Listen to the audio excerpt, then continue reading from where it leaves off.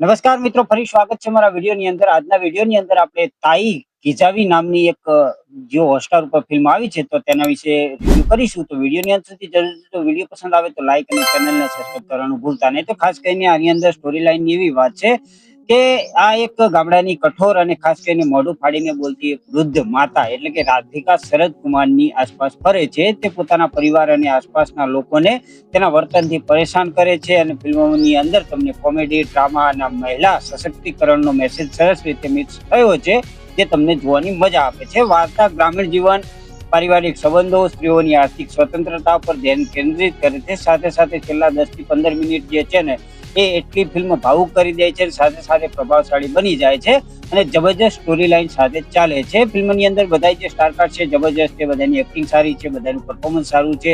આની અંદર તમને કોમેડી જોવા મળે છે, મેસેજ જોવા મળે છે અને ખાસ કરીને નવા ડિરેક્ટર છે, ખાસ કરીને શિવકુમાર મુરુગેસનનું ડેબ્યુ ફિલ્મ છે, જેથી તમને આ છે ને એટલા એન્ગેજ કરીને રાખે છે ને કે એમની આવનાર ફિલ્મો માટે જોરદાર રહેવાનું છે. કારણ કે આની અંદર જે ડિરેક્શન કર્યું છે, જે સિનેમેટોગ્રાફી છે ને સાથે સાથે જે કોમેડીની સાથે સાથે જે આર્થિક સ્વતંત્રતા ઉપર જે ધ્યાન કેન્દ્રિત કર્યું છે જબરજસ્ત કર્યું છે.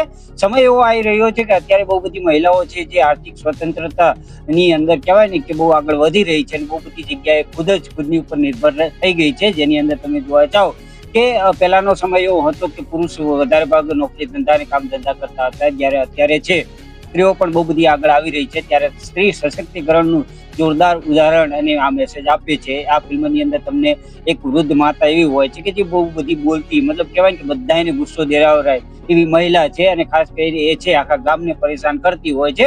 એવા સમયે એને પેરાલિસિસનો એક એટેક આવે છે અને આજુબાજુથી એવું જાણવા મળે છે કે 160 કિલો સોનું છે એ આને એકઠું કરીને ક્યાંક મૂક્યું છે. હવે વાત એ છે કે આખા ગામના છે એને મારવા, મતલબ મરી જાય એવું ઈચ્છતા હોય છે, પરંતુ એના જે દીકરાઓ છે આ એક સોનાની વાત ખબર પડે છે ને પછી જે ટ્વિસ્ટ એન્ડ ટર્ન્સ આવે છે ને જબરજસ્ત જોડીને રાખે છે અને શરૂઆતથી એન્ડ સુધી તમને બહુ બધી મનોરંજન આપે છે, સાથે સાથે એક મેસેજ પણ આપે છે. તો ઓવરઓલ જોવા જઈએ તો મજેદાર અને ખાસ કરીને સારો ફેમિલી એન્ટરટેનમેન્ટ ફિલ્મ છે, તેથી દરેક એક વખત જરૂર જોવું જોઈએ. આ ફિલ્મ છે ને તમે જીઓ હોટસ્ટારની અંદર હિન્દી, તમિલ, તેલુગુ ભાષાની અંદર જોઈ શકો છો. બાકી ફૂલ રિવ્યુની વાત કરીએ, એક જ લાઈનમાં રિવ્યુ કરું તો જબરજસ્ત એન્ટરટેનમેન્ટ ફિલ્મ છે, જે શરૂઆતથી એન્ડ સુધી તમને એટલી જોરદાર મજા આવે છે ને કે આટલી અજીબો ગરીબ સ્ટોરી તમને ક્યાંય જોવા નહીં મળી હોય છે. ત્યારે આની અંદર એ સંપત્તિ ક્યાં દાટેલી છે એ બોલાવવા માટે જે ખર્ચ કરે છે એ જોવાલાયક છે.